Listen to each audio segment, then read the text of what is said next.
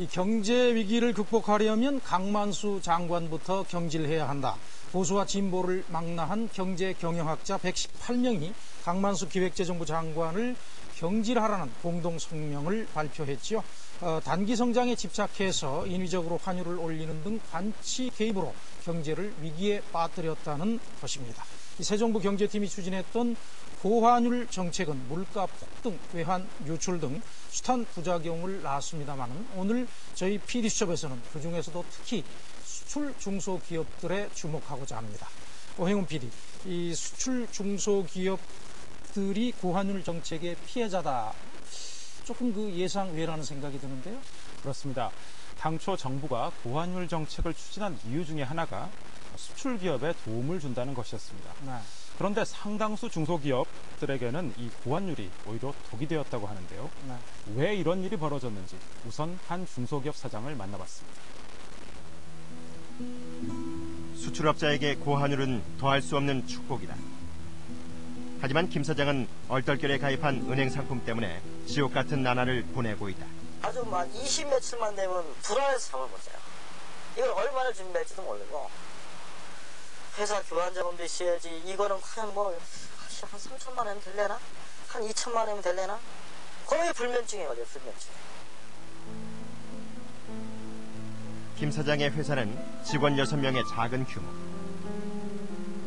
하지만 지난해 600만 달러를 수출한 데 이어 올해엔 800만 달러를 목표로 뛰어온 알찬 회사였다. 그런데 지난 3월 거래은행 직원의 권유로 통화옵션 상품에 가입하면서 문제가 생겼다. 김 사장이 가입한 것은 키코라 불리는 파생 금융 상품.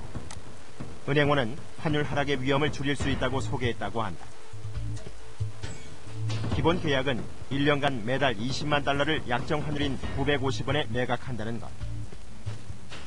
환율이 일정 구간에 머무른다면 김 사장은 약정 환율인 950원에 매각할 수 있어 손해볼 것이 없는 상품이었다. 하지만 환율이 하한선 이하로 떨어지면 계약 자체가 무효가 되고 상한선 이상으로 올라가면 약정액의 2배를 950원에 판다는 조건이었다. 환율이 급등하면 큰 손실을 볼 수도 있지만 계약 조건을 꼼꼼히 따지지 못했다고 한다. 중소기업들은 은행에 사실은 목이 쪼여 있는 회사들이잖아요. 은행에서 그냥 그런데 계약을 한 후 환율이 치솟기 시작했다. 상한선 980원을 넘어서면서 김 사장은 석 달 만에 1억 2천만 원의 손실을 봤다. 이게 막 1,100원이 눈에 보이니까 진짜 돌아버리더라. 아침에 업무가 안 돼요. 와가지고 출근하자마자 환율 눌러보고 점심 먹고 가서 또 눌러보고. 계약 해지를 요구하자 계약 기간 1년 동안 예상되는 손실금을 한꺼번에 내야 한다는 답변이 돌아왔다. 김 사장은 속수문책 환율이 떨어지기만 고대하고 있었다. 막이 출장 갔다 오는데 어쩌면서 막 비행기에 사고 났으면 좋겠어. 막 그런 생각이. 비행기였으면 사고 났으면 좋겠어. 그러면 모든 게 뭐 어떻게 해서든지 뭐 그것까지는 숙제 집 식구들 살게끔 딱지야 붙이겠는가. 나 죽어서 나온 돈까지도 딱지 붙이려나 은행에서.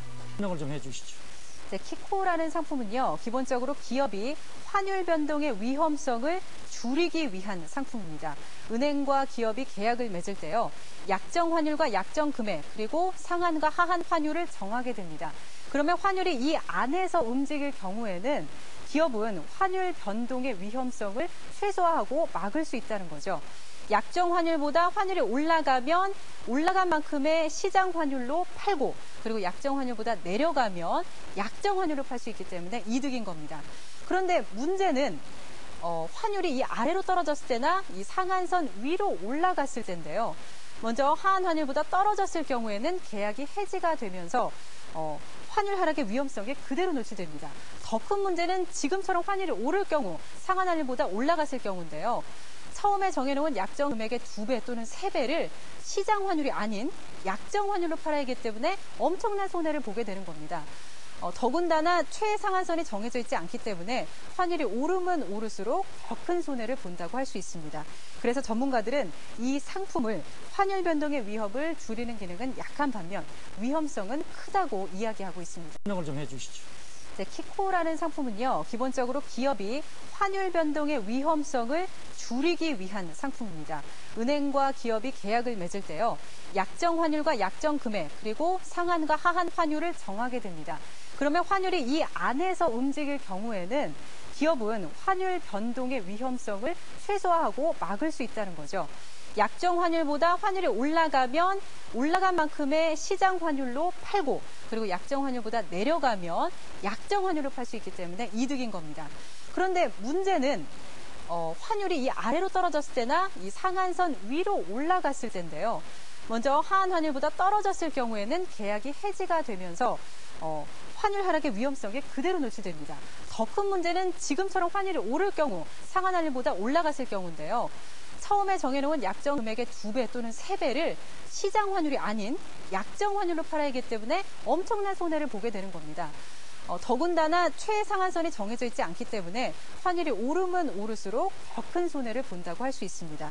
그래서 전문가들은 이 상품을 환율 변동의 위협을 줄이는 기능은 약한 반면 위험성은 크다고 이야기하고 있습니다. 오영훈 PD, 찬찬히 설명을 듣고 보니까 위험이 만만치 않은 상품인 것 같은데 지금 그 피해를 본 중소기업들이 대략 얼마나 되나요? 네, 아주 천문학적인 피해가 발생했다고만 알려지고 있을 뿐 정확한 규모는 아직 파악되고 있지 않습니다. 금융감독원이 지난 5월부터 조사를 한 걸로 알려져 있습니다만 시장에 영향을 미칠 수 있다는 이유로 발표를 미루고 있는 상태입니다. 어떤 경로로 피해가 커졌는지 기업들을 만나봤습니다. 키코 문제가 불거진 것은 지난 5월. 언론은 3월 말 기준 손실액이 2조 5천억 원으로 추정했다. 상장 등록된 기업 중 이런 파생금융 상품으로 손실을 본 기업은 24개사. 손실금만 6월 말 기준 4,100억 원에 이른다. 키코로 인한 피해는 대부분 중소기업에 집중된 것으로 알려지고 있다. 지금까지 접수된 피해 업체만 114개사. 피해액은 1,453억 원으로 집계되고 있다. 지난 연말 국내외 기관들은 올해 환율을 낮게는 800원대 후반, 높아야 900대 중반으로 예상하고 있었다. 이런 자료만 참고할 경우 이론이라도 높은 가격에 달러를 팔고 싶은 기업 입장에서는 키코에 가입하지 않을 이유가 없었던 것이다. 전보다 환율이 떨어지는 것에 대해서 얘기를 했지, 환율이 오를 거에 대한 얘기는 환율이 오를 거라고 의견을 주면은 이런 상품에 대해서 가입하는 고객들이 기업들이 있을 수 없죠. 예, 그거는 이제 그런 시대적인 경제적인 상황이 있었다고 저희는 판단을 하고 있습니다. 그러나 현실은 각 기관의 전망과는 달리 전개됐다. 경제사령탑인 강만수 장관은 취임 직후부터 수차례 환율 상승에 영향을 줄 만한 발언을 했다. 환율을 시장에 온전히 맡기는 나라는 어디에도 없다. 경상수지가 적자라면 환율이 어디로 가야 하는지 자명하다. 중앙은행은 원화 강세를 유지해야 하기 때문에 정부가 환율 정책을 맡아야 한다. 외환시장은 장관과 당국자들의 발언이 나올 때마다 요동쳤고 환율이 급격히 오르기 시작했다. 연초 920원대던 원달러 환율은 새 정부 출범 후 1,050원까지 뛰어올랐다. 환율이 급등한 영향으로 수출 대기업의 영업이익은 큰 폭으로 증가했다. 반면 중소기업의 상당수는 외환 관련 해지 상품에 가입돼 있어 환율 상승 효과를 누리지 못했다. 특히 키코에 가입한 중소기업들은 오히려 거액의 손실금을 물어내야 할 입장이 됐다.